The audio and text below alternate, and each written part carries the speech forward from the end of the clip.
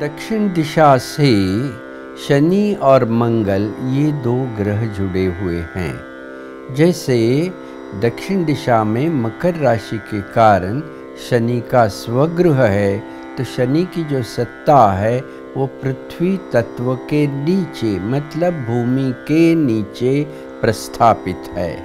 और मकर राशि में मंगल उच्च भाव में है, एग्जॉल्टेड है।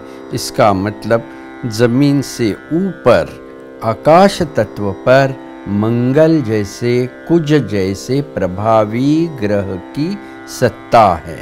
इसीलिए जब भी दक्षिण दिशा में पृथ्वी तत्व निर्बल हो जाता है, मतलब जमीन का स्लोप दक्षिण की तरफ है, प्लव दक्षिण की तरफ है, या दक्षिण से ऊर्जा प्रभावित होती है, ऐसी स्थिति में ये शनि और मंगल का एक तरीके से कंजंक्शन, युति समान अनुभव उस भवन में हो जाता है।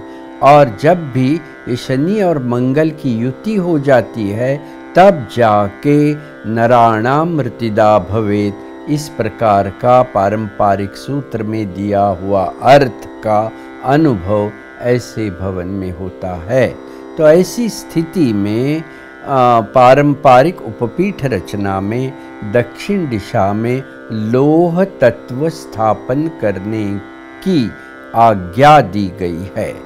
और जब हम ये लोह तत्व योग शास्त्र के नियमों से बंधित करते हैं, तो हमें पता है कि स्क्वायर एंड रेक्टेंगल, चतुष्कोणाकृति जिसको कहते हैं, उससे पृथ्वी तत्व ध्वनित हो जाता है। और हेलिक्स जो है वो ऊर्जा प्रभावी माध्यम है, शुभ ऊर्जा प्रभावी माध्यम है। तो यही लोह तत्व के चतुष्कोणाकृति हेलिक्स अगर हम बनाते हैं, तो ये एक असाधारण उपाय शास्त्र दक्षिण के प्रवाहों पर बंधन लाने के लिए ठीक ठीक काम आ जाता है। इसीलिए दक्षिण दिशा में square and rectangular helix of iron, लोह तत्व से बने हुए चतुष्कोणाकृति हेलिक्स आप जमीन में प्रस्थापित कर दीजिए, और ख़ास तौर पर भद्रा तिथि पर प्रस्थापित कर दीजिए, तो उसके ज़रिए कुछ हद तक ये दक्षिण से प्रवाही होने वाली ऊर्जा पर बंधन आ जाएगा। इस प्रकार से एक हेलिक्स एक ऐसा प्रभावी माध्यम है कि जो दक्षिण के प्रवाहों को बंधित करता है, कंट्रोल करता है।